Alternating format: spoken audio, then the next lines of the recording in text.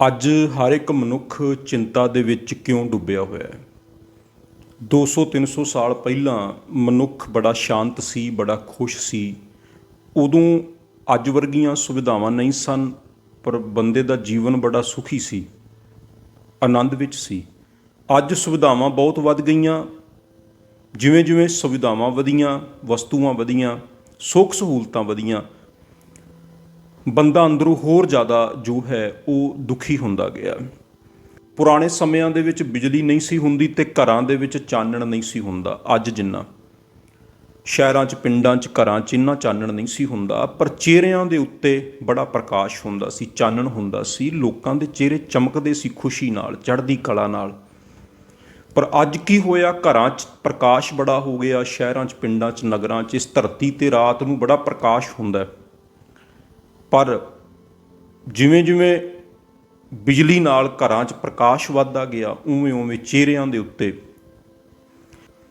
ਜਿਹੜੀ ਚਮਕ ਸੀ ਉਹ ਚਿਹਰਿਆਂ ਦੇ ਉੱਤੋਂ ਖਤਮ ਹੁੰਦੀ ਗਈ। ਮਨੁੱਖ ਦੇ ਚਿਹਰੇ 'ਤੇ ਉਦਾਸੀ ਆਉਂਦੀ ਗਈ, ਦੁੱਖ ਆਉਂਦਾ ਗਿਆ, ਚਿੰਤਾ ਆਉਂਦੀ ਗਈ। ਸੋ ਅੱਜ ਦੀ ਕਥਾ ਦੇ ਵਿੱਚ ਅਸੀਂ ਇਹ ਵਿਚਾਰਨ ਦੀ ਕੋਸ਼ਿਸ਼ ਕਰਾਂਗੇ, ਉਹ ਕਿਹੜੇ 10 ਕਾਰਨ ਨੇ ਜਿਨ੍ਹਾਂ ਕਰਕੇ ਅੱਜ ਦਾ ਮਨੁੱਖ 200-300 ਸਾਲ ਦੇ ਮਨੁੱਖ ਨਾਲੋਂ ਜ਼ਿਆਦਾ ਦੁਖੀ ਹੈ, ਚਿੰਤਾ 'ਚ ਹੈ, ਡਿਪਰੈਸ਼ਨ 'ਚ ਹੈ। ਜੇ ਅਸੀਂ ਸਭ ਤੋਂ ਪਹਿਲੇ ਕਾਰਨ ਦੀ ਗੱਲ ਕਰੀਏ, ਤੇ ਜਦੋਂ ਅਸੀਂ 200-300 ਸਾਲ ਪਿੱਛੇ ਜਾਂਦੇ ਹਾਂ ਅੱਜ ਤੋਂ, ਉਦੋਂ ਬੰਦੇ ਕੋਲ ਇੰਨੀਆਂ ਸਹੂਲਤਾਂ ਨਹੀਂ ਸਨ, ਸੁੱਖ ਸੁਵਿਧਾਵਾਂ ਨਹੀਂ ਸਨ, ਕੱਚੇ ਘਰ ਹੁੰਦੇ ਸਨ। ਔਰ ਅੱਜ ਵਾਂਗ ਨਾ ਇੰਟਰਨੈਟ ਸੀ, ਨਾ ਮੋਬਾਈਲ ਸੀ, ਨਾ ਪੱਕੇ ਘਰ ਸਨ, ਨਾ ਕਾਰਾਂ, ਗੱਡੀਆਂ, ਬੱਸਾਂ, ਕੁਛ ਵੀ ਨਹੀਂ ਸੀ।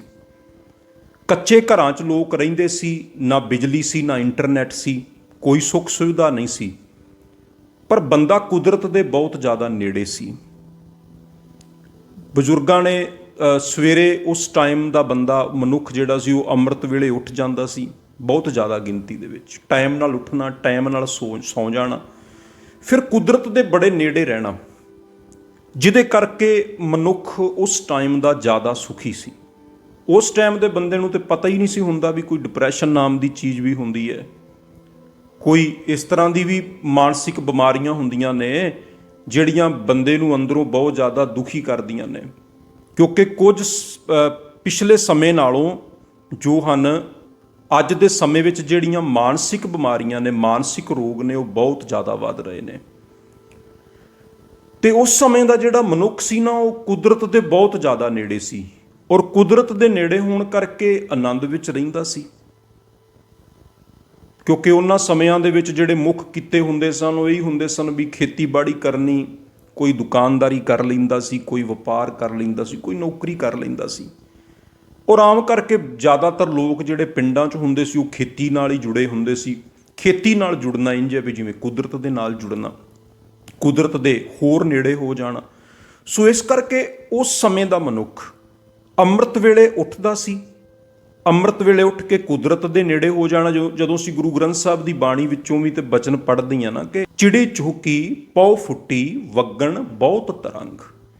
ਗੁਰੂ ਗ੍ਰੰਥ ਸਾਹਿਬ ਮਹਾਰਾਜ ਜੀ ਦੀ ਬਾਣੀ ਵਿੱਚ ਵੀ ਤੇ ਜ਼ਿਕਰ ਆਇਆ ਨਾ ਅੰਮ੍ਰਿਤ ਵੇਲੇ ਦਾ, ਵੀ ਜਿਹੜਾ ਅੰਮ੍ਰਿਤ ਵੇਲਾ ਹੈ ਉਹ ਇਸ ਤਰ੍ਹਾਂ ਦਾ ਸਮਾਂ ਹੈ ਜੋ ਅੰਮ੍ਰਿਤਮਈ ਹੁੰਦਾ ਹੈ। ਤੇ ਅੱਜ ਅਸੀਂ ਅੰਮ੍ਰਿਤ ਵੇਲੇ ਤੋਂ ਟੁੱਟ ਗਏ। ਰਾਤ ਨੂੰ ਲੇਟ ਤੱਕ ਮੋਬਾਈਲ ਵੇਖਦੇ ਰਹਿਣਾ, ਟੀਵੀ ਵੇਖਦੇ ਰਹਿਣਾ, ਫਿਰ ਜੇ ਰਾਤ ਨੂੰ ਲੇਟ ਸੌਣਾ, ਫਿਰ ਸਵੇਰੇ ਲੇਟ ਉੱਠਣਾ। ਔਰ ਅੱਜ ਇਹ ਚੀਜ਼ਾਂ ਜਿਹੜੀਆਂ ਨੇ ਸਾਡੀ ਜ਼ਿੰਦਗੀ ਵਿੱਚ ਆ ਗਈਆਂ। ਬਹੁਤਾਤ ਦੇ ਵਿੱਚ ਜਿਹੜੇ ਵਿਰਲੇ ਗੁਰਮੁਖ ਪਿਆਰੇ ਨੇ, ਜਿਹੜੇ ਅੰਮ੍ਰਿਤ ਵੇਲਾ ਸੰਭਾਲਦੇ ਨੇ, ਤੇ ਜ਼ਿਆਦਾਤਰ ਤੇ ਰਾਤ ਨੂੰ ਲੇਟ ਸੌਂਦੇ ਨੇ ਔਰ ਫਿਰ ਸਵੇਰੇ ਲੇਟ ਹੀ ਉੱਠਦੇ ਨੇ।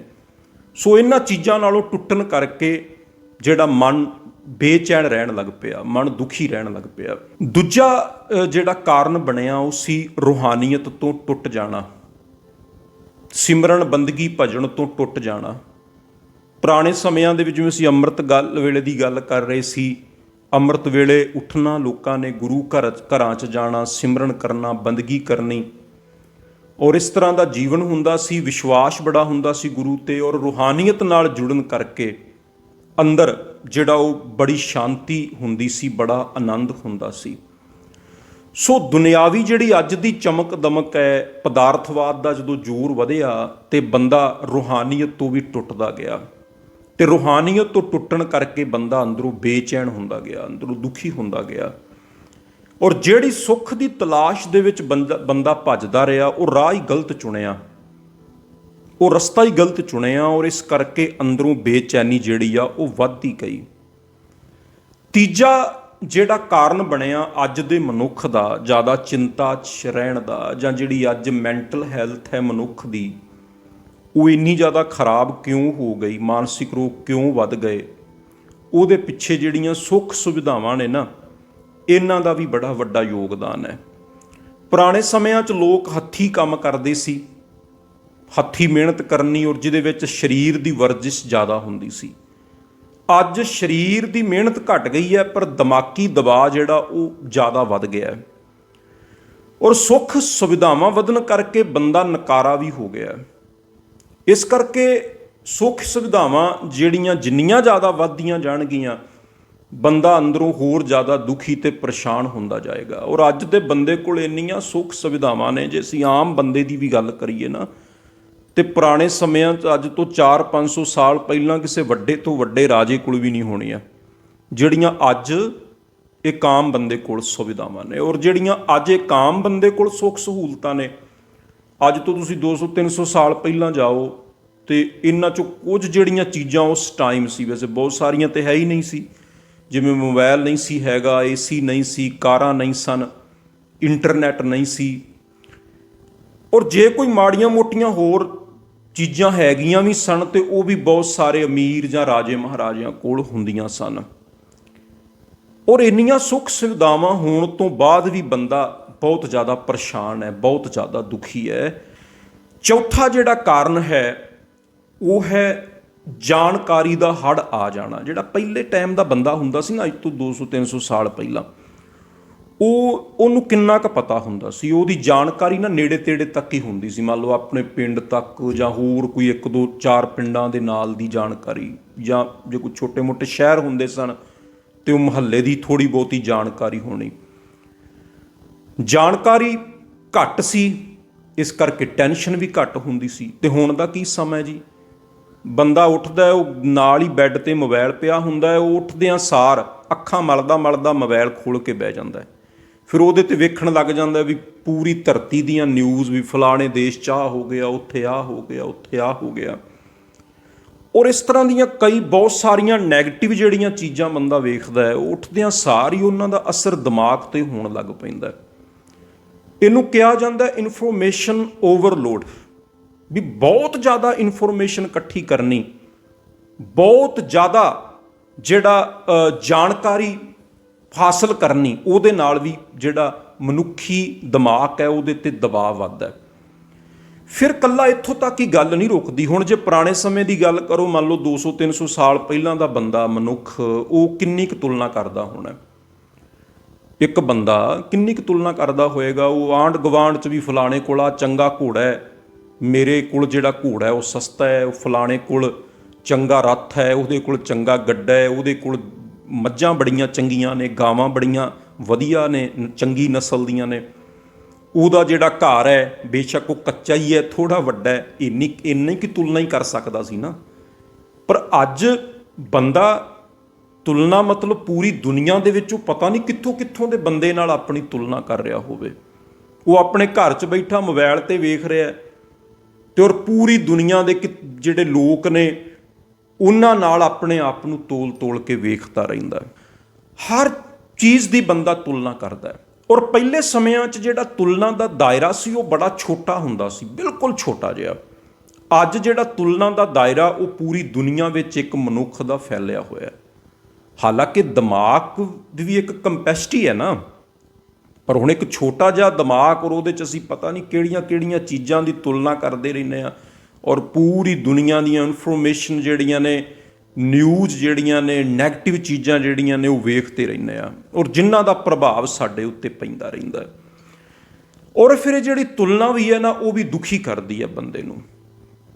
ਬੇਸ਼ੱਕ ਬੰਦੇ ਕੋਲ ਕੁਝ ਮਰਜ਼ੀ ਹੈ, ਕੁਝ ਮਰਜ਼ੀ ਉਹਨੇ ਲੈ ਆਂਦਾ, ਜਦੋਂ ਉਹ ਵੇਖਦਾ ਹੋਰ ਲੋਕਾਂ ਨਾਲ ਤੁਲਨਾ ਸ਼ੁਰੂ ਕਰਦਾ, ਉਹਨੂੰ ਆਪਣੀਆਂ ਚੀਜ਼ਾਂ ਛੋਟੀਆਂ ਨਜ਼ਰ ਆਉਣ ਲੱਗ ਪੈਂਦੀਆਂ ਨੇ।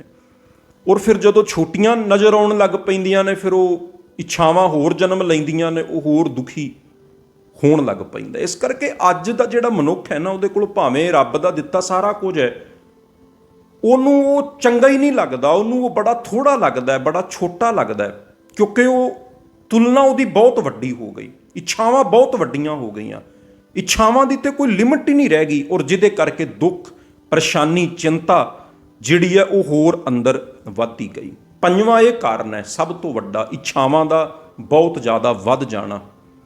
ਪੁਰਾਣੇ ਸਮਿਆਂ 'ਚ ਇੱਛਾਵਾਂ ਵੀ ਬਹੁਤ ਘੱਟ ਹੁੰਦੀਆਂ ਸੀਗੀਆਂ, ਕਿਉਂਕਿ ਪਦਾਰਥਵਾਦ ਇੰਨਾ ਹੈ ਨਹੀਂ ਸੀ। ਪੁਰਾਣੇ ਸਮਿਆਂ 'ਚ ਕੀ ਹੁੰਦਾ ਸੀਗਾ ਜੀ, ਵੀ ਅੱਜ ਤੋਂ 100-200 ਸਾਲ ਪਹਿਲਾਂ ਇੱਕ ਬਜ਼ੁਰਗ ਨੇ ਜਾਣਾ ਬਾਜ਼ਾਰ ਵਿੱਚ, ਔਰ ਬਾਜ਼ਾਰ ਵਿੱਚ ਵੀ ਇੰਨੀਆਂ ਵਸਤੂਆਂ ਨਹੀਂ ਸਨ ਹੁੰਦੀਆਂ। ਮੰਨ ਲਓ ਉਹਨੇ ਹੀ ਪਰਿਵਾਰ ਇਕੱਠੇ ਹੁੰਦੇ ਸੀ, ਔਰ ਸਾਰੇ ਪਰਿਵਾਰ ਲਈ ਉਹ ਇਕੱਲੇ ਨਹੀਂ, ਇਕੱਠੇ ਹੀ ਮੰਨ ਲਓ ਸਾਰੇ ਲਈ ਜੁੱਤੀਆਂ ਲੈ ਆਉਣੀਆਂ, ਘਰ ਦੇ ਵਡੇਰਿਆਂ ਨੇ ਤੁਰ ਜਾਣਾ, ਵੱਡਿਆਂ ਨੇ ਉਹ ਸਾਰਿਆਂ ਲਈ ਕੱਪੜੇ ਲੈ ਆਉਣੇ, ਔਰ ਸਭ ਨੇ ਪਸੰਦ ਕਰ ਲੈਣੇ, ਜੋ ਆ ਗਿਆ ਸਭ ਨੇ ਹੱਸ ਕੇ ਉਹਨੂੰ ਕਬੂਲ ਕਰ ਲੈਣਾ, ਪ੍ਰਵਾਨ ਕਰ ਲੈਣਾ। ਫਿਰ ਇੰਨਾ ਪਦਾਰਥਵਾਦ ਨਹੀਂ ਸੀਗਾ, ਇੰਨੀਆਂ ਵਸਤੂਆਂ ਨਹੀਂ ਸਨ, ਬਿਲਕੁਲ ਲਿਮਟਿਡ ਜੀਆਂ ਚੀਜ਼ਾਂ ਹੁੰਦੀਆਂ ਸਨ, ਲਿਮਟਿਡ ਜੇ ਕੱਪੜੇ, ਵੈਰਾਈਟੀ ਹੁੰਦੀ ਸੀਗੀ, ਔਰ ਇੰਨੀਆਂ ਵਸਤੂਆਂ ਹੈ ਨਹੀਂ ਸਨ, ਜਿਹਦੇ ਕਰਕੇ ਇੱਛਾਵਾਂ ਵੀ ਬੜੀਆਂ ਘੱਟ ਸਨ, ਔਰ ਬੰਦਾ ਜੋ ਕੁਝ ਵੀ ਉਹਨੂੰ ਮਿਲਦਾ ਸੀ ਉਹਦੇ ਵਿੱਚ ਹੀ ਉਹ ਬੜਾ ਖੁਸ਼ ਹੋ ਜਾਂਦਾ ਸੀ। ਪਰ ਅੱਜ ਕੀ ਹੈ, ਅੱਜ ਜਿਵੇਂ ਜਿਵੇਂ ਪਦਾਰਥਵਾਦ ਵਧਿਆ ਉਵੇਂ ਉਵੇਂ ਇੱਛਾਵਾਂ ਵੱਧ ਗਈਆਂ। ਅੱਜ ਬੰਦਾ ਬਾਜ਼ਾਰ ਵਿੱਚ ਜਾਂਦਾ ਹੈ, ਕਿਸੇ ਮੌਲ ਵਿੱਚ ਜਾਂਦਾ ਹੈ, ਉੱਥੇ ਇੰਨੀ ਇਸ ਤਰ੍ਹਾਂ ਦੀਆਂ ਚੀਜ਼ਾਂ ਨੇ ਜਿਨ੍ਹਾਂ ਦੀ ਕੋਈ ਲਿਮਟ ਨਹੀਂ ਹੈਗੀ। ਫਿਰ ਉਹਦੇ 'ਚ ਸਸਤੀਆਂ ਤੋਂ ਲੈ ਕੇ ਬਹੁਤ ਮਹਿੰਗੀਆਂ ਤੱਕ ਵਸਤੂਆਂ ਨੇ। ਫਿਰ ਇੱਛਾਵਾਂ ਜਿਹੜੀਆਂ ਨੇ ਹੋਰ ਵੱਧਦੀਆਂ ਜਾਂਦੀਆਂ ਨੇ, ਔਰ ਬੰਦਾ ਅੱਜ ਕੋਈ ਚੀਜ਼ ਖਰੀਦਦਾ ਤੇ ਉਹਨੂੰ ਥੋੜ੍ਹੇ ਦਿਨਾਂ ਬਾਅਦ ਹੀ ਪਤਾ ਲੱਗਦਾ ਵੀ ਇਹਦਾ ਤੇ ਹੋਰ ਨਵਾਂ ਮਾਡਲ ਆ ਗਿਆ, ਇਹਦਾ ਤੇ ਹੋਰ ਅੱਗੇ ਨਵੀਂ ਇਹਦੇ ਵਿੱਚ ਜਿਹੜੀ ਆ ਅਪਡੇਟ ਆ ਗਈ, ਤੇ ਫਿਰ ਉਹਦੇ ਕਰਕੇ ਉਹਨੂੰ ਆਪਣੀ ਚੀਜ਼ ਪੁਰਾਣੀ ਲੱਗਣ ਲੱਗ ਪੈਂਦੀ ਹੈ। ਕਿਉਂਕਿ ਕੰਪਨੀਆਂ ਵੀ ਇਸ ਚੀਜ਼ ਦਾ ਫਾਇਦਾ ਚੁੱਕਦੀਆਂ ਨੇ ਨਾ, ਉਹਨਾਂ ਨੂੰ ਵੀ ਪਤਾ ਹੈ ਮਨੁੱਖ ਦਾ ਜਿਹੜਾ ਮਨੋਵਿਗਿਆਨ ਹੈ ਵੀ ਉਹ ਕਿਸ ਤਰ੍ਹਾਂ ਕੰਮ ਕਰਦਾ ਹੈ। ਸੋ ਉਹ ਫੀਲ ਕਰਾਇਆ ਜਾਂਦਾ ਵੀ ਇਹ ਚੀਜ਼ ਪੁਰਾਣੀ ਹੋ ਗਈ ਹੈ, ਹੁਣ ਨਵੀਂ ਖਰੀਦੋ। ਇਸ ਕਰਕੇ ਬੰਦੇ ਨੂੰ 1-2 ਮਹੀਨੇ 'ਚ ਉਹ ਚੀਜ਼ ਜਿਹੜੀ ਆ ਪੁਰਾਣੀ ਲੱਗਣ ਲੱਗ ਪੈਂਦੀ ਹੈ। ਪਰ ਪੁਰਾਣੇ ਸਮਿਆਂ ਦੇ ਵਿੱਚ ਇਸ ਤਰ੍ਹਾਂ ਨਹੀਂ ਸੀ ਹੁੰਦਾ। ਇੱਛਾਵਾਂ ਘੱਟ ਸਨ, ਵਸਤੂਆਂ ਘੱਟ ਸਨ, ਤੇ ਮਨੁੱਖ ਉਹਦੇ ਵਿੱਚ ਹੀ ਜੋ ਹੈ ਉਹ ਖੁਸ਼ ਰਹਿੰਦਾ ਸੀ। 6ਵਾਂ ਜਿਹੜਾ ਬੜਾ ਵੱਡਾ ਕਾਰਨ ਬਣਿਆ ਅੱਜ ਦੁੱਖ ਦਾ, ਕਿਉਂਕਿ ਸਾਡੀ ਜ਼ਿੰਦਗੀ ਵਿੱਚ ਸਹਿਜ ਖਤਮ ਹੋ ਗਿਆ, ਦਿਖਾਵਾ ਜ਼ਿਆਦਾ ਆ ਗਿਆ। ਪਰ ਪਹਿਲਾਂ ਸਮਿਆਂ ਦੇ ਵਿੱਚ ਇਹ ਚੀਜ਼ ਬਹੁਤ ਘੱਟ ਹੁੰਦੀ ਸੀ। ਪੁਰਾਣੇ ਸਮਿਆਂ ਦੇ ਵਿੱਚ ਜਿਹੜੀਆਂ ਵਿਆਹ ਸ਼ਾਦੀਆਂ ਵੀ ਹੁੰਦੀਆਂ ਸਨ ਨਾ, ਉਹਨਾਂ 'ਚ ਵੀ ਦਿਖਾਵਾ ਬਹੁਤ ਘੱਟ ਹੁੰਦਾ ਸੀ। ਕੋਈ ਵਿਰਲੇ ਟਾਵੇਂ ਲੋਕ ਜਿਹੜੇ ਨੇ ਉਹ ਦਿਖਾਵਾ ਕਰਦੇ ਹੋਣੇ ਨੇ, ਪਰ ਅੱਜ ਹਰ ਇੱਕ ਚੀਜ਼ ਨੂੰ ਅਸੀਂ ਦਿਖਾਵੇ ਨਾਲ ਜੋੜ ਲਿਆ, ਹਰ ਇੱਕ ਚੀਜ਼ ਨੂੰ। ਅੱਜ ਤੇ ਬੰਦਾ ਜੇ ਕੱਪੜੇ ਵੀ ਪਾਉਂਦਾ, ਉਹਦੇ ਬਾਰੇ ਵੀ ਪਹਿਲਾਂ ਹੀ ਸੋਚਦਾ ਵੀ ਲੋਕਾਂ ਨੂੰ ਕਿਵੇਂ ਦੇ ਨਜ਼ਰ ਆਉਣਗੇ। ਜੇ ਘਰ ਬਣਾਉਂਦਾ, ਉਹ ਆਪਣੀ ਸਹੂਲਤ ਲਈ ਘੱਟ ਬਣਾਉਂਦਾ, ਦੂਜੇ ਨੂੰ ਵਿਖਾਉਣ ਦਾ ਉਹ ਜ਼ਿਆਦਾ ਧਿਆਨ ਰੱਖਦਾ। ਮਰਨਾ ਵੀ ਦਿਖਾਵਾ ਹੋ ਗਿਆ, ਜਿਉਣਾ ਵੀ ਦਿਖਾਵਾ ਹੋ ਗਿਆ, ਵਿਆਹ ਸ਼ਾਦੀਆਂ ਵੀ ਦਿਖਾਵਾ ਹੋ ਗਿਆ, ਘਰ ਬਣਾਉਣਾ ਵੀ ਦਿਖਾਵਾ ਹੋ ਗਿਆ, ਕੱਪੜੇ ਪਾਉਣਾ ਵੀ ਦਿਖਾਵਾ ਹੋ ਗਿਆ।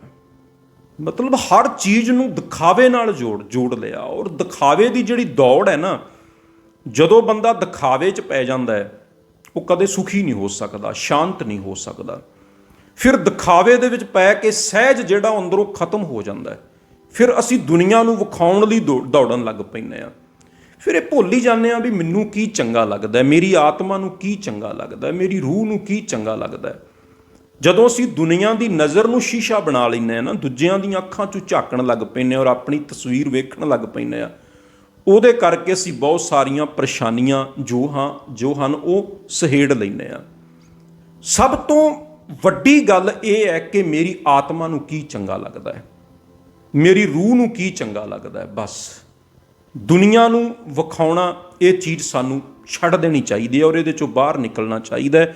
ਅੱਜ ਦਾ ਮਨੁੱਖ ਜਿਹੜਾ ਨਾ, ਉਹ ਇਸੇ ਗੱਲ 'ਚ ਹੀ ਖੁਸ਼ੀ ਮਹਿਸੂਸ ਕਰਦਾ ਹੈ, ਲੋਕਾਂ ਨੂੰ, ਦੂਜਿਆਂ ਨੂੰ ਵਿਖਾ ਕੇ। ਹਾਲਾਂਕਿ ਉਹ ਅੰਦਰੋਂ ਦੁਖੀ ਹੈ, ਅੰਦਰੋਂ ਖਾਲੀ ਹੈ, ਅੰਦਰੋਂ ਦੁਖੀ ਹੈ, ਅੰਦਰ ਚਿੰਤਾ ਹੈ, ਅੰਦਰ ਅਨੇਕਾਂ ਤਰ੍ਹਾਂ ਦੀਆਂ ਚਿੰਤਾਵਾਂ ਵਾਲੇ ਵਿਚਾਰ ਘੁੰਮ ਰਹੇ ਨੇ, ਪਰ ਉਹ ਦੂਜਿਆਂ ਨੂੰ ਵਿਖਾਉਣ ਦੇ ਵਿੱਚ ਹੀ ਖੁਸ਼ੀ ਮਹਿਸੂਸ ਕਰਦਾ ਹੈ। ਪਰ ਇਹ ਜਿਹੜੀ ਦੂਜਿਆਂ ਨੂੰ ਵਿਖਾਉਣ ਵਾਲੀ ਖੁਸ਼ੀ ਹੁੰਦੀ ਹੈ ਨਾ, ਬੜੇ ਥੋੜ੍ਹੇ ਟਾਈਮ ਦੀ ਹੁੰਦੀ ਹੈ। ਅਸਲੀ ਖੁਸ਼ੀ ਤੇ ਸਹਿਜ ਵਿੱਚ ਮਿਲਦੀ ਹੈ, ਅਸਲੀ ਆਨੰਦ ਤੇ ਅੰਦਰੋਂ ਮਿਲਦਾ ਹੈ। ਸੋ ਵਿਖਾਵਾ ਜਿਹੜਾ ਉਹ ਅੱਜ ਦਾ ਇੱਕ ਬੜਾ ਵੱਡਾ ਕਾਰਨ ਹੈ। ਸਤਵਾਂ ਜਿਹੜਾ ਕਾਰਨ ਹੈ ਅੱਜ ਸਾਡੇ ਵਿੱਚ, ਉਹ ਹੈ ਜਿਹੜਾ ਵਿਸ਼ਵਾਸ ਦਾ ਘਟ ਜਾਣਾ। ਸਾਡਾ ਗੁਰੂ ਤੇ ਵੀ ਵਿਸ਼ਵਾਸ ਘਟਿਆ, ਪਰਿਵਾਰਾਂ ਦੇ ਵਿੱਚ ਆਪਸੀ ਵੀ ਵਿਸ਼ਵਾਸ ਘਟਿਆ, ਰਿਸ਼ਤੇਦਾਰੀਆਂ ਸਾਕ ਸੰਬੰਧੀ ਜਿਹੜੇ ਆ ਉਹਨਾਂ 'ਚ ਵੀ ਵਿਸ਼ਵਾਸ ਘਟਿਆ। ਪਰ ਪੁਰਾਣੇ ਸਮਿਆਂ ਦੇ ਵਿੱਚ ਵਿਸ਼ਵਾਸ ਬਹੁਤ ਤਗੜਾ ਹੁੰਦਾ ਸੀ। ਅੱਜ ਤੋਂ 100-200 ਸਾਲ ਪਹਿਲਾਂ ਲੋਕ ਜਿੱਥੇ ਇੱਕ ਵਾਰੀ ਜ਼ਬਾਨ ਕਰ ਦਿੰਦੇ ਸੀ, ਜ਼ਬਾਨ ਤੇ ਖੜੇ ਰਹਿੰਦੇ ਸੀ।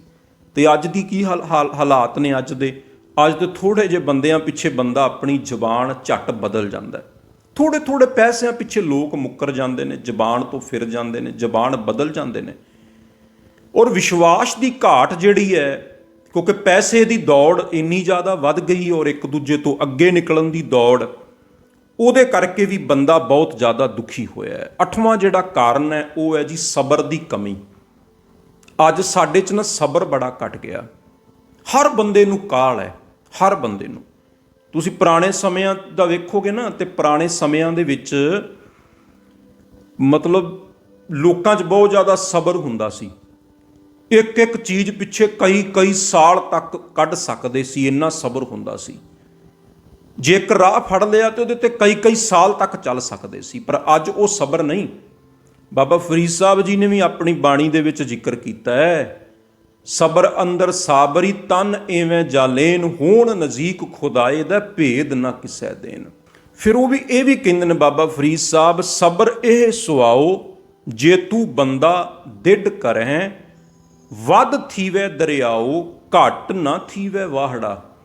ਕਹਿੰਦੇ ਸਬਰ ਜਿਹੜਾ ਨਾ ਉਹ ਬੜੀ ਮਹਾਨ ਚੀਜ਼ ਹੈ, ਬੜੀ ਮਹਾਨ ਵਸਤੂ ਹੈ। ਸਬਰ ਅੰਦਰ ਦੀ ਵਸਤੂ ਜਿਹਨੂੰ ਮਿਲ ਗਈ ਨਾ ਇੱਕ ਵਾਰ, ਉਹ ਫਿਰ ਛੋਟਾ ਜਿਹਾ ਨਾਲਾ ਨਹੀਂ, ਉਹ ਪ੍ਰਮਾਤਮਾ ਨਾਲ ਜੁੜ ਕੇ ਵੱਡਾ ਦਰਿਆ ਬਣ ਜਾਂਦਾ, ਵਿਸ਼ਾਲ ਬਣ ਜਾਂਦਾ ਉਹਦਾ ਜੀਵਨ। ਪਰ ਸਾਡੇ ਜੀਵਨ ਦੇ ਵਿੱਚ ਸਬਰ ਦੀ ਘਾਟ ਹੈ। ਸਬਰ ਦੀ ਇੰਨੀ ਜ਼ਿਆਦਾ ਘਾਟ ਆ ਗਈ ਹੈ, ਅੱਜ ਸਾਨੂੰ ਤੁਰੰਤ ਜਿਹੜਾ ਰਿਜ਼ਲਟ ਚਾਹੀਦਾ, ਤੁਰੰਤ। ਮਤਲਬ ਹਰ ਚੀਜ਼ ਦੇ ਵਿੱਚ, ਜਿਵੇਂ ਹੁਣ ਅਸੀਂ ਵੀਡੀਓ ਹੀ ਵੇਖਦੇ ਹਾਂ, ਉਹਦੇ 'ਚ ਵੀ ਹੁਣ ਰੀਲਾਂ ਆ ਗਈਆਂ ਵੀ 1 ਮਿੰਟ ਦੇ ਵਿੱਚ ਹੀ ਬਸ ਜਿਹੜਾ ਉਹ ਸਾਨੂੰ ਪੂਰਾ ਕੁਝ ਸੁਣ ਲਈਏ, ਪੂਰਾ ਅਸੀਂ ਵੇਖ ਲਈਏ। ਮਤਲਬ ਬੰਦੇ ਦਾ ਜਿਹੜਾ ਸਬਰ ਹੈ ਨਾ, ਉਹ 1 ਮਿੰਟ ਤੋਂ ਵੀ ਛੋਟਾ ਹੋ ਗਿਆ, ਕੁਝ ਸੈਕਿੰਡ ਦਾ ਹੋ ਗਿਆ। ਮਤਲਬ ਬੰਦਾ ਵੇਟ ਹੀ ਨਹੀਂ ਕਰ ਸਕਦਾ, ਤੁਰੰਤ ਹੋਣਾ ਚਾਹੀਦਾ। ਜੇ ਖਾਣਾ ਵੀ ਆਰਡਰ ਕੀਤਾ ਤੇ ਤੁਰੰਤ ਘਰ ਆਉਣਾ ਚਾਹੀਦਾ। ਫਿਰ ਸਾਡੇ ਖਾਣੇ ਵੀ ਉਸ ਤਰ੍ਹਾਂ ਦੇ ਆ ਗਏ, ਜਿਵੇਂ ਬੱਚੇ ਖਾਂਦੇ ਆ ਮੈਗੀ ਆਦਿਕ, ਵੀ ਇਸ ਤਰ੍ਹਾਂ ਦੇ ਫੂਡ ਆ ਗਏ ਵੀ ਤੁਰੰਤ ਬਣ ਜਾਏ ਬਸ ਨਾਲੋਂ ਨਾਲ। ਹਰ ਚੀਜ਼ ਦੇ ਵਿੱਚ ਕਾਲ, ਹਰ ਚੀਜ਼ ਦੇ ਵਿੱਚ ਕਾਲ। ਸਬਰ ਨਾਮ ਦੀ ਚੀਜ਼ ਜਿਹੜੀ ਉਹ ਖਤਮ ਹੀ ਹੋ ਗਈ ਹੈ। ਔਰ ਜਿੰਨਾ ਚਿਰ ਸਬਰ ਨਹੀਂ ਨਾ ਹੈਗਾ, ਜਿੰਨਾ ਚਿਰ ਕਾਲ ਹੈ, ਕਾਲ ਵਿੱਚ ਤੇ ਬੇਚੈਨੀ ਹੋਈ ਹੁੰਦੀ ਹੈ। ਜ਼ਿੰਦਗੀ ਦੇ ਵਿੱਚ ਜੇ ਕੁਝ ਚੰਗਾ ਪ੍ਰਾਪਤ ਕਰਨਾ ਨਾ, ਕੀਮਤੀ ਪ੍ਰਾਪਤ ਕਰਨਾ, ਉਹ ਤੁਹਾਨੂੰ ਕਾਲ ਨਾਲ ਨਹੀਂ ਮਿਲੇਗਾ। ਉਹਦੇ ਲਈ ਤੁਹਾਨੂੰ ਸਬਰ ਕਰਨਾ ਪੈਣਾ, ਸਬਰ ਰੱਖਣਾ ਪੈਣਾ। ਇੱਕ ਰੁੱਖ ਦਾ ਜ਼ਿਕਰ ਗੁਰਬਾਣੀ 'ਚ, ਮੰਨ ਲਓ ਰੁੱਖਾਂ ਦਾ ਜ਼ਿਕਰ ਆਇਆ ਗੁਰਬਾਣੀ ਦੇ ਵਿੱਚ, ਬਾਬਾ ਫਰੀਦ ਸਾਹਿਬ ਜੀ ਕਹਿੰਦੇ ਵੀ ਦਰਵੇਸ਼ਾਂ ਨੂੰ ਲੋੜ ਹੀ ਹੈ ਰੁੱਖਾਂ ਦੀ ਜੀ ਰਾਂਦ। ਜਿਹੜੇ ਰੱਬ ਦੇ ਪਿਆਰੇ ਹੁੰਦੇ ਨੇ ਉਹਨਾਂ 'ਚ ਨਾ ਸਬਰ ਰੁੱਖਾਂ ਵਰਗਾ ਹੁੰਦਾ। ਕਿ ਸੱਚਮੁੱਚ ਰੁੱਖਾਂ ਦੇ ਵਿੱਚ ਬੜਾ ਸਬਰ ਹੁੰਦਾ ਹੈ।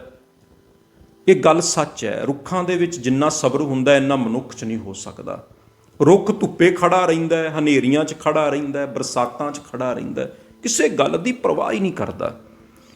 ਫਿਰ ਉਹਦੇ ਤੇ ਫੁੱਲ ਲੱਗਦੇ ਨੇ, ਫਿਰ ਉਹਦਾ ਫਲ ਬਣਦਾ, ਕਿੰਨੇ ਹੀ ਮਹੀਨੇ ਲੱਗ ਜਾਂਦੇ ਨੇ।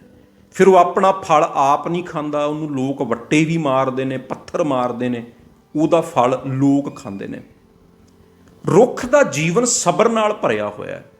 ਪਰ ਅੱਜ ਮਨੁੱਖ ਦੇ ਜੀਵਨ 'ਚ ਸਭ ਤੋਂ ਵੱਡੀ ਜਿਹੜੀ ਘਾਟ ਹੈ ਨਾ, ਉਹ ਸਬਰ ਦੀ ਘਾਟ ਹੈ। ਵੀ ਤੁਰੰਤ ਕੁਝ ਹੋਣਾ ਚਾਹੀਦਾ ਹੈ। ਔਰ ਤੁਰੰਤ ਜਿਹੜੀਆਂ ਵਸਤੂਆਂ ਚੀਜ਼ਾਂ ਮਿਲਦੀਆਂ ਨੇ ਨਾ, ਕੁਝ ਵੀ ਜੇ ਤੁਹਾਨੂੰ ਤੁਰੰਤ ਮਿਲਦਾ ਹੈ, ਉਹਦੇ 'ਚੋਂ ਰਸ ਨਹੀਂ ਹੋ ਸਕਦਾ, ਉਹ ਆਨੰਦ ਨਹੀਂ ਹੋ ਸਕਦਾ। ਜੀਵਨ 'ਚ ਵੱਡੀ ਪ੍ਰਾਪਤੀ ਸਬਰ ਨਾਲ ਹੀ ਹੁੰਦੀ ਹੈ। ਇਸ ਕਰਕੇ ਪੁਰਾਤਨ ਮਨੁੱਖ ਸੀ ਜਿਹੜਾ, ਉਹਦੇ 'ਚ ਸਬਰ ਬੜਾ ਸੀ। ਔਰ ਸਬਰ ਕਰਕੇ ਉਹਨਾਂ ਨੇ ਏਡੇ ਏਡੇ ਕਾਰਜ ਫਤਿਹ ਕਰਤੇ, ਜਿਹੜਾ ਇਤਿਹਾਸ ਬਣ ਗਿਆ।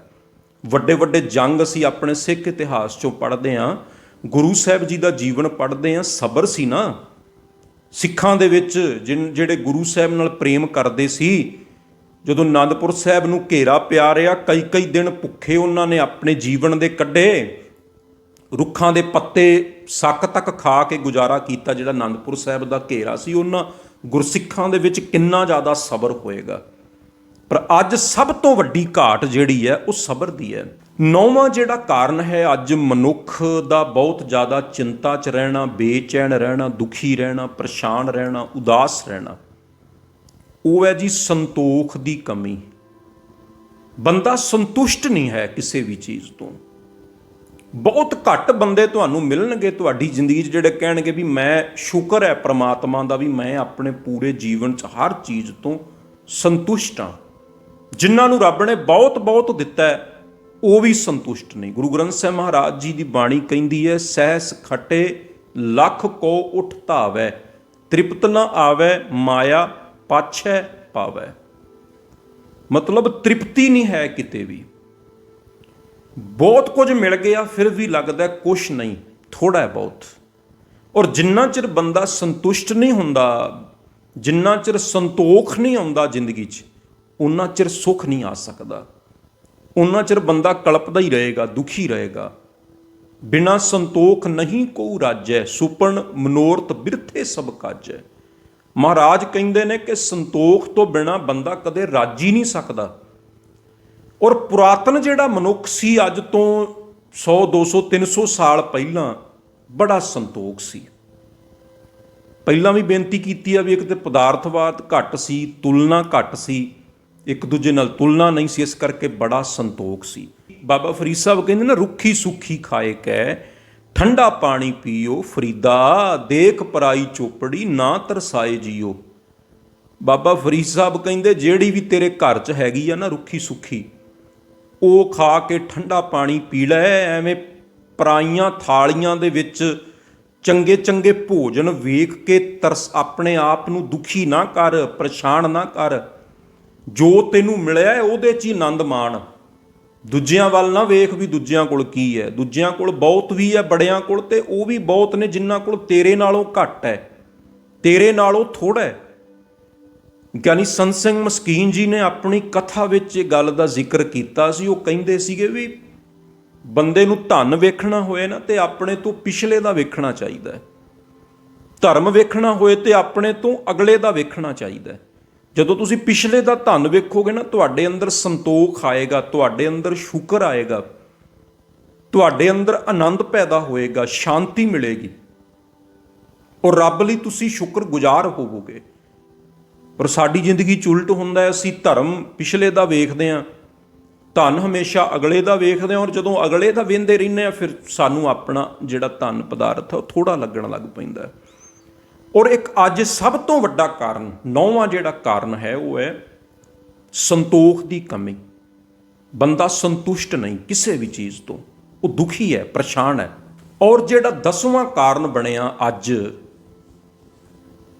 ਦੁਖੀ ਤੇ ਪਰੇਸ਼ਾਨ ਰਹਿਣ ਦਾ, ਚਿੰਤਾ 'ਚ ਰਹਿਣ ਦਾ, ਅੱਜ ਤੋਂ 200 300 ਸਾਲ ਪਹਿਲਾਂ ਜਿਹੜਾ ਮਨੁੱਖ ਸੀ ਉਹ, ਕਿਉਂਕਿ ਵੱਡੇ ਪਰਿਵਾਰ ਹੁੰਦੇ ਸੀ, ਇਕੱਠੇ ਪਰਿਵਾਰ, ਉਹ ਇਕੱਠੇ ਪਰਿਵਾਰਾਂ ਨੇ ਰਹਿਣਾ। ਮੰਨ ਲਓ ਜੇ, ਕਿਉਂਕਿ ਉਦੋਂ ਬੱਚੇ ਵੀ ਬਹੁਤ ਹੁੰਦੇ ਸੀ, ਭਰਾ 4 5 5 6 6 ਭਰਾ ਹੋਣੇ, 2 2 3 3 ਭੈਣਾਂ, ਵੱਡੇ ਪਰਿਵਾਰ ਹੋਣੇ, ਇਕੱਠਿਆਂ ਰਹਿਣਾ ਤੇ ਫਿਰ ਇੱਕ ਦੂਜੇ ਨਾਲ ਆਪਣੇ ਦੁੱਖ ਸੁੱਖ ਵੀ ਵੰਡਾਉਣੇ, ਇੱਕ ਦੂਜੇ ਦਾ ਹਰ ਇੱਕ ਦੁੱਖ ਸੁੱਖ ਦੇ ਵਿੱਚ ਸਹਾਈ ਹੋਣਾ, ਤੇ ਬੰਦਾ ਬੜੇ ਆਨੰਦ ਵਿੱਚ ਰਹਿੰਦਾ ਸੀ ਕਿਉਂਕਿ ਇਸ ਤਰ੍ਹਾਂ ਦਾ ਪਰਿਵਾਰ ਉਸ ਟਾਈਮ ਦੇ ਹੁੰਦੇ ਸੀ। ਪਰ ਅੱਜ ਕੀ ਹੈ ਕਿ ਇਹ ਪਰਿਵਾਰ, ਜਿਹੜੇ ਵੱਡੇ ਪਰਿਵਾਰ ਸੀਗੇ, ਉਹ ਟੁੱਟ ਗਏ।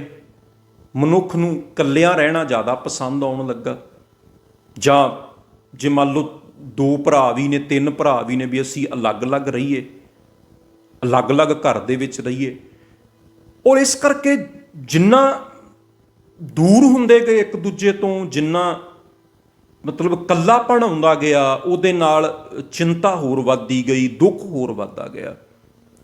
ਇਹ ਵੀ ਇੱਕ ਬਹੁਤ ਵੱਡਾ ਕਾਰਨ ਹੈ ਅੱਜ ਦਾ ਕਿ ਇਕੱਲਾਪਣ, ਆਪਣਿਆਂ ਤੋਂ ਦੂਰ ਹੋ ਜਾਣਾ।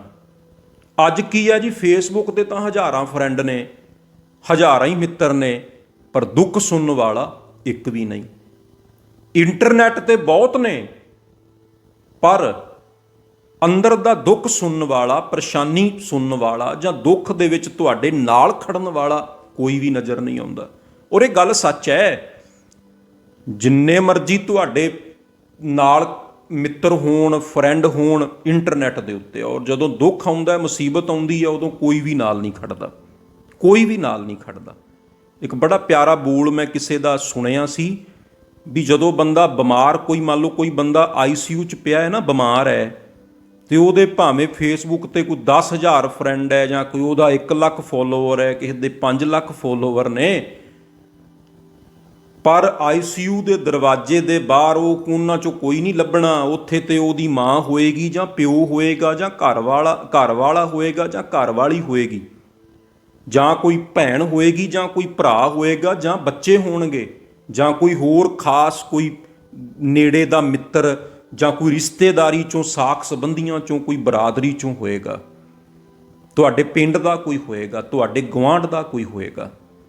ਪਰ ਉਹ ਜਿਹੜੀ ਦੁਨੀਆ 'ਚ ਜਿਹਦੇ 'ਚ ਮਨੁੱਖ ਅੱਜ ਗੁਆਚਿਆ ਰਹਿੰਦਾ ਹੈ, ਉਹਦੇ 'ਚੋਂ ਕੋਈ ਨਾਲ ਨਹੀਂ ਖੜੇਗਾ। ਇਸ ਕਰਕੇ ਬੰਦਾ ਜਿੰਨਾ ਜ਼ਿਆਦਾ ਇੰਟਰਨੈਟ ਦੇ ਵਿੱਚ ਗੁਆਚ ਗਿਆ, ਜਿੰਨਾ ਜ਼ਿਆਦਾ ਮੋਬਾਈਲ ਨਾਲ ਜੁੜ ਗਿਆ, ਉਹ ਜਿਹੜੇ ਉਹਦੇ ਆਪਣੇ ਨੇੜੇ ਦੇ ਰਿਸ਼ਤੇ ਸੀਗੇ ਉਹ ਉਹਨਾਂ ਤੋਂ ਦੂਰ ਹੁੰਦਾ ਗਿਆ, ਉਹਨਾਂ ਤੋਂ ਟੁੱਟਦਾ ਗਿਆ। ਔਰ ਦੁੱਖ ਜਿਹੜਾ, ਪਰੇਸ਼ਾਨੀ, ਚਿੰਤਾ, ਕਾਹਲ ਅੰਦਰ, ਬੇਚੈਨੀ, ਬੇਸਬਰਾਪਨ, ਇਹ ਜਿਹੜੀਆਂ ਚੀਜ਼ਾਂ ਜ਼ਿਆਦਾ ਵੱਧਦੀਆਂ ਗਈਆਂ। ਸੋ ਇਹਨਾਂ ਚੀਜ਼ਾਂ ਕਰਕੇ ਬਹੁਤ ਬੜਾ ਵੱਡਾ ਫਰਕ ਪਿਆ। ਮੈਂ ਬਹੁਤ ਸਾਰੇ ਇਸ ਤਰ੍ਹਾਂ ਦੇ ਸੱਜਣ ਵੇਖੀ ਦੇ ਆ, ਪੁਰਾਣੇ ਬਜ਼ੁਰਗ ਪਿੰਡਾਂ ਦੇ ਵਿੱਚ, ਰਿਸ਼ਤੇਦਾਰੀਆਂ 'ਚ, ਵੀ ਜਿਹੜੇ ਮੋਬਾਈਲ ਯੂਜ਼ ਨਹੀਂ ਕਰਦੇ। ਕਈ ਬਜ਼ੁਰਗ ਨੇ ਜਿਨ੍ਹਾਂ ਨੂੰ ਮੈਂ ਜਾਣਦਾ, ਜਿਹੜੇ ਮੋਬਾਈਲ ਜਿਨ੍ਹਾਂ ਨੂੰ ਚਲਾਉਣਾ ਵੀ ਨਹੀਂ ਆਉਂਦਾ ਔਰ ਯੂਜ਼ ਵੀ ਨਹੀਂ ਕਰਦੇ। ਉਹ ਬੜੇ ਸ਼ਾਂਤ, ਮੈਂ ਵੇਖਦਾ ਉਹਨਾਂ ਨੂੰ ਕਈ ਵਾਰੀ, ਬੜੀ ਗੌਰ ਨਾਲ ਵੇਖੀਦਾ ਉਹਨਾਂ ਵੱਲ, ਉਹ ਬੜੇ ਆਨੰਦ 'ਚ ਨੇ, ਬੜੇ ਸ਼ਾਂਤੀ 'ਚ ਨੇ। ਉਹਨਾਂ ਨੂੰ ਕਿਸੇ ਗੱਲ ਦਾ ਫਿਕਰ ਹੀ ਨਹੀਂ ਵੀ ਦੁਨੀਆ 'ਚ ਕਿੱਥੇ ਕੀ ਹੋ ਰਿਹਾ। ਬਸ ਉਹਨਾਂ ਨੂੰ ਥੋੜ੍ਹੀ ਬਹੁਤੀ ਲਿਮਟਿਡ ਦੀ ਜਾਣਕਾਰੀ ਹੁੰਦੀ ਹੈ ਆਪਣੇ ਆਂਢ ਗੁਆਂਢ ਦੀ, ਕੋਈ ਖਾਸ ਜਾਂ ਕਿਸੇ ਨੇ ਕੋਈ ਦੱਸਤੀ ਕੋਈ ਖਬਰ ਵੀ ਆਹ ਕੁਝ ਹੋਇਆ, ਬਸ ਇੱਥੋਂ ਤੱਕ। ਨਾ ਕਿਸੇ ਨਾਲ ਕੋਈ ਤੁਲਨਾ ਕਰਨੀ ਹੈ, ਕਿਸੇ ਕੋਲ ਕੀ ਹੈ ਕੀ ਨਹੀਂ, ਨਾ ਕੋਈ ਜ਼ਿਆਦਾ ਜਿਹੜੀ ਇਸ ਤਰ੍ਹਾਂ ਦੀ ਓਵਰਲੋਡਡ ਇਨਫੋਰਮੇਸ਼ਨ ਜਿਹੜੀ ਆ ਉਹ, ਔਰ ਬੜਾ ਆਨੰਦਮਈ ਜੀਵਨ। ਔਰ ਕਈ ਵਾਰੀ ਉਹਨਾਂ 'ਚੋਂ ਮੈਂ ਵੇਖਦਾ ਵੀ ਹਾਂ, ਇਹ ਜਿਹੜਾ ਪੁਰਾਣੇ ਟਾਈਮ ਦੇ ਮਨੁੱਖ ਦਾ ਜੀਵਨ ਹੁੰਦਾ ਸੀ ਆਨੰਦ ਵਿੱਚ, ਉਹ ਅੱਜ ਵੀ ਕਈ ਬੰਦੇ ਉਹਦੇ 'ਚ ਜਿਉਂ ਰਹੇ ਨੇ। ਵੀ ਟਾਈਮ ਨਾਲ ਅੰਮ੍ਰਿਤ ਵੇਲੇ ਹੀ ਉੱਠ ਜਾਣਾ, ਕੁਦਰਤ ਦੇ ਨੇੜੇ ਰਹਿਣਾ ਔਰ ਇਹਨਾਂ ਚੀਜ਼ਾਂ ਤੋਂ ਬਹੁਤ ਦੂਰ ਰਹਿਣਾ ਔਰ ਆਨੰਦ ਵਿੱਚ ਆਪਣਾ ਜੀਵਨ ਬਤੀਤ ਕਰਨਾ, ਉਹ ਅੱਜ ਵੀ ਕਈਆਂ ਦੇ ਵਿੱਚੋਂ ਨਜ਼ਰ ਆਉਂਦਾ ਹੈ। ਸੋ ਇਸ ਤਰ੍ਹਾਂ ਦੇ 10 ਜਿਹੜੇ ਵੱਡੇ ਕਾਰਨ ਨੇ ਅੱਜ ਬੰਦੇ ਦੇ ਦੁੱਖ ਦੇ, ਪਰੇਸ਼ਾਨੀ ਦੇ, ਚਿੰਤਾ ਦੇ, ਉਹ ਕਾਰਨ ਨੇ। ਹੁਣ ਇੱਕ ਸਵਾਲ ਇੱਥੇ ਪੈਦਾ ਹੁੰਦਾ ਹੈ, ਤੁਸੀਂ ਕਹੋਗੇ ਵੀ ਫਿਰ ਜਿਹੜੀਆਂ ਇਹ ਜਿਹੜੇ ਹੁਣ ਸਹੂਲਤਾਂ ਨੇ, ਕਿਉਂਕਿ ਉਹਨਾਂ ਤੋਂ ਬਿਨਾਂ ਗੁਜ਼ਾਰਾ ਵੀ ਨਹੀਂ ਹੋ ਸਕਦਾ, ਕਿਉਂਕਿ ਸਮਾਜ ਵਿੱਚ ਰਹਿਣਾ, ਸੰਸਾਰ 'ਚ ਰਹਿਣਾ, ਜਿਹੜੀਆਂ ਵਸਤੂਆਂ ਨੇ, ਜੋ ਸਿਸਟਮ ਹੈ ਅੱਜ ਦਾ, ਉਹਦੇ 'ਚੋਂ ਬਾਹਰ ਤੇ ਅਸੀਂ ਨਿਕਲ ਹੀ ਨਹੀਂ ਸਕਦੇ ਨਾ, ਉਹਦੇ ਵਿੱਚ ਹੀ ਚੱਲਣਾ ਪੈਣਾ। ਤੇ ਫਿਰ ਕਿਵੇਂ ਬੰਦਾ ਆਨੰਦ ਵਿੱਚ ਆਵੇ, ਕਿਵੇਂ ਚਿੰਤਾ ਖਤਮ ਹੋਵੇ, ਕਿਵੇਂ ਦੁੱਖ ਖਤਮ ਹੋਵੇ? ਇਹਨਾਂ ਚੀਜ਼ਾਂ 'ਚ ਰਹਿ ਕੇ ਵੀ ਅਸੀਂ ਮਤਲਬ ਬਹੁਤ ਸਾਰੀਆਂ ਚਿੰਤਾਵਾਂ, ਪਰੇਸ਼ਾਨੀਆਂ ਨੂੰ ਘਟਾ ਸਕਦੇ ਹਾਂ, ਕਿਤੇ ਕੁਦਰਤ ਦੇ ਨੇੜੇ ਹੋ ਸਕਦੇ ਹਾਂ। ਤੁਲਨਾ ਨੂੰ ਛੱਡੀਏ ਇੱਕ ਦੂਜੇ ਨਾਲ, ਜੋ ਮੇਰੇ ਕੋਲ ਹੈ ਉਹਦੇ 'ਚ ਆਨੰਦ 'ਚ ਰਹੀਏ, ਸ਼ੁਕਰ ਕਰੀਏ। ਔਰ ਜਿਹੜਾ ਆਪਸੀ ਜਿਹੜੇ ਰਿਸ਼ਤੇ ਨੇ, ਪਰਿਵਾਰਕ ਰਿਸ਼ਤੇ ਨੇ, ਇੰਟਰਨੈਟ ਦੀ ਦੁਨੀਆ ਨੂੰ ਛੱਡ ਕੇ ਜਿਹੜੇ ਸਾਡੇ ਆਪਣੇ ਪਰਿਵਾਰਕ ਰਿਸ਼ਤੇ ਹੁੰਦੇ ਨੇ, ਆਂਢ ਗੁਆਂਢ ਦੇ ਰਿਸ਼ਤੇ ਹੁੰਦੇ ਨੇ, ਵੈਸੇ ਰਿਸ਼ਤੇਦਾਰੀਆਂ ਹੁੰਦੀਆਂ ਨੇ, ਮਿੱਤਰ ਸੱਜਣ ਹੁੰਦੇ ਨੇ, ਉਹਨਾਂ ਨਾਲ ਪ੍ਰੇਮ ਵੱਧ ਤੋਂ ਵੱਧ ਵਧਾਈਏ। ਉਹਨਾਂ ਨਾਲ ਬਹਿਣਾ ਉੱਠਣਾ, ਗੱਲਬਾਤ ਸ਼ੇਅਰ ਕਰਨੀ, ਇਹਦੇ ਨਾਲ ਵੀ ਪਰੇਸ਼ਾਨੀਆਂ ਜਿਹੜੀਆਂ ਨੇ ਉਹ ਘਟਦੀਆਂ ਨੇ। ਸਬਰ ਆਪਣੇ ਅੰਦਰ ਪੈਦਾ ਕਰੀਏ, ਵਿਸ਼ਵਾਸ ਪੈਦਾ ਕਰੀਏ, ਔਰ ਜੋ ਰੱਬ ਨੇ ਦਿੱਤਾ ਹੈ ਉਹਦੇ ਵਿੱਚ ਸੰਤੁਸ਼ਟ ਰਹੀਏ। ਦਿਖਾਵਾ ਘੱਟ ਕਰੀਏ, ਜੋ ਹੈਗੇ ਆ, ਜਿਵੇਂ ਦੇ ਹੈਗੇ ਆ, ਬਸ ਉਵੇਂ ਦਾ ਬਣ ਕੇ ਰਹੀਏ। ਔਰ ਇੱਛਾਵਾਂ ਨੂੰ ਲਿਮਟਿਡ ਰੱਖੀਏ। ਜਦੋਂ ਇਹ ਚੀਜ਼ਾਂ ਅਸੀਂ ਵੀ ਆਪਣੇ ਜੀਵਨ 'ਚ ਲੈ ਆਵਾਂਗੇ ਨਾ, ਬਹੁਤ ਸਾਰੀਆਂ ਪਰੇਸ਼ਾਨੀਆਂ, ਚਿੰਤਾਵਾਂ ਜਿਹੜੀਆਂ ਨੇ ਉਹ ਘਟ ਜਾਣਗੀਆਂ। ਸੋ ਅੱਜ ਲਈ ਇੰਨੀਆਂ ਕੁ ਬੇਨਤੀਆਂ ਪ੍ਰਵਾਨ ਕਰਿਓ, ਭੁੱਲਾਂ ਚੁੱਕਾਂ ਦੀ ਖਿਮਾ। ਵਾਹਿਗੁਰੂ ਜੀ ਕਾ ਖਾਲਸਾ, ਵਾਹਿਗੁਰੂ ਜੀ ਕੀ ਫਤਿਹ।